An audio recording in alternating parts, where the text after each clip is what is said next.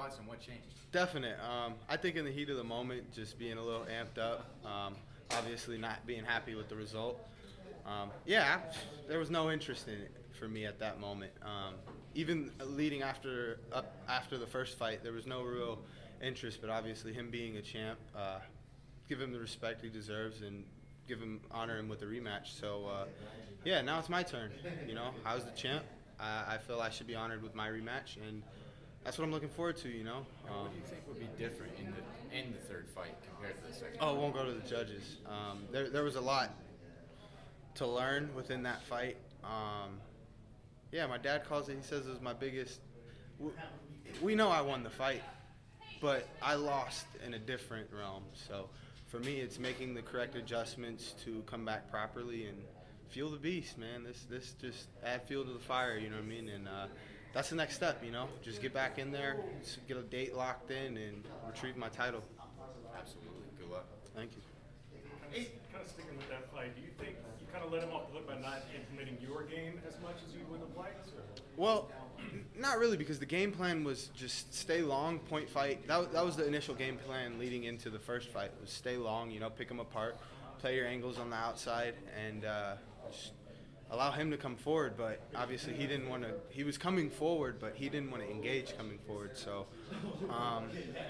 the next fight, I think it's going to look a lot like the first one. I've always felt you need to beat the champ. That I don't feel I was really beaten, but obviously I took an L. So, just bounce back, stronger, better, and faster. So 145s, I can't leave the division on a loss. That's for sure. So 1-1. Let's see. May the best man win.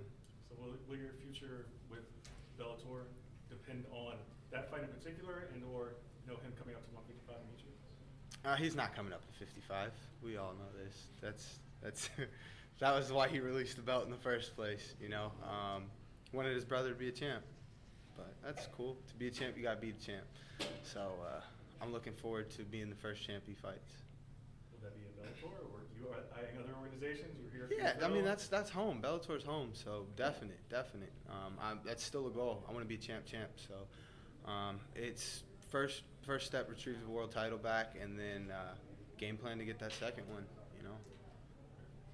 We saw on social media that you posted a photo saying that you're not gonna let any judges to take a decision on your fight. How you handle that to not go into the octagon in a really crazy way, looking for a knockout, looking for a submission, and not get exposed while you take a really dominant win? That just comes from, I feel like, being an experienced athlete. Sometimes, you go in there, you go 100 miles an hour, but being able to manage yourself with the adrenaline rush and methodically maneuver through a fight, game plan doesn't always go as game plan. So you got to improvise in that moment. And, fourth round, if my dad would have told me rip his head off, I would have turned up, Obviously, fourth, fifth round, you get a little bit more winded, but there's just a different beast inside of me, dude. And it's a kill or be killed monster. So like, if my dad would have told me in the fifth, that's part of the team. We work together as a team. There's lessons for him to learn in that last fight. There's lessons for me to learn in the last fight. But obviously, biggest lesson is for myself. That's what I'm looking forward to, man. Is just coming back stronger and better. This may have been the little fuel that I needed. It wasn't normal AJ out there, but it was still a good AJ. It was a good fight. But, I want to get back to dominating, Don't leave it to the judges. We Body Shop grew up on that motto, When you're in that cage, it's within your control to capitalize on those opportunities. So. You said the Bellator is your home. How do you see the other divisions from PFL, UFC? How do you see that division? How do you think that you can be the number one, the champion anytime, any day? Definitely. Hands down, I feel I'm the best. Well, I know I'm the best 145er in the world. Doesn't matter organization. Let's fight about it. If somebody feels otherwise, I got some bread to put up for it. PFL might be open to cross promotion. Bellator is open to it. I don't think Uncle Dana is, but maybe we get something going. It could be a possibility. We got Cyborg, myself.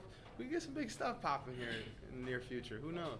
You'll be more than happy to do a Bellator versus PFL event. Why not? That would be huge. I would be very open to it. I'm sure Scott would be open to it as well. Thank you. Anytime. AJ, you had like a long leeway, I think, the first fight to the second fight. Would you rather kind of get in there pretty soon, date locked up? Yeah, that's one thing for me. It's real big is fight activity. Right. 3-4 fights a year is ideal for myself. If I'm knocking people out in 2 minutes, I don't want to wait 6-8 months to get back in there. I want to get back in there in 2 months. You know, at the end of the day, this is how I put the food on the table for my family, for my father, and so forth. Right. So, yeah, if I'm not hurt, put me in there. And even if I'm hurt, I'm still gonna go in there. So, line me up. Like, You're talking about with the cross promotion, that would be, huge. And do you feel like you're kind of like the face? You're the face of the Bellator 145, and if you guys do this cross promotion, of course, Cyborg and Kayla would be huge. But do you feel like you would be almost the face of this cross promotion? I don't know. Just with the accolades, I pay attention to a lot of what people have done. So I wouldn't mind fighting under Kayla and Cyborg. That's just a historic fight, Yeah. with the accolades Cyborg has under her belt, man. Every organization she's touched, you know what I mean? And to be a victorious champ in every organization, that's unheard of. So I'd be honored to fight under that card. I wouldn't, obviously I'm gonna try to come steal the show. That's a different story, but yeah, I wouldn't mind. The lineup don't really matter to me. Last one for me, Oliveira, half pound over. What's your thoughts on that? Missing weight, champion, Gaethje. What's your thoughts on that? It sucks, man. Because I've come in 0.2 over before, and you got to go lose that 0.2, and you're already depleted. You're like, oh, it's draining. So, man, it's a tough situation. But that's the job, man. Making weight's the job, and I know people don't see the backstories that goes into fighters' lives. They just see make weight, the fight, and what's portrayed. They don't really get to see what's behind the scenes, and he may have had some stuff going on at home, dieting, something. You never really know in the fight game. So, yeah, for Gaethje, it's win-win-win. For Oliveira, it's win to well, you got to win. It's win to win. But yeah, I think if he wins, I don't know, man. It sucks when you miss weight because I'm not gonna say it's unprofessional, but I don't think people know what it goes into actually making weight. 145er, like, it's not easy, but with the proper techniques, coaching, dieting, and so forth, you can do things the easy way. So for him, keep your head up, bounce back.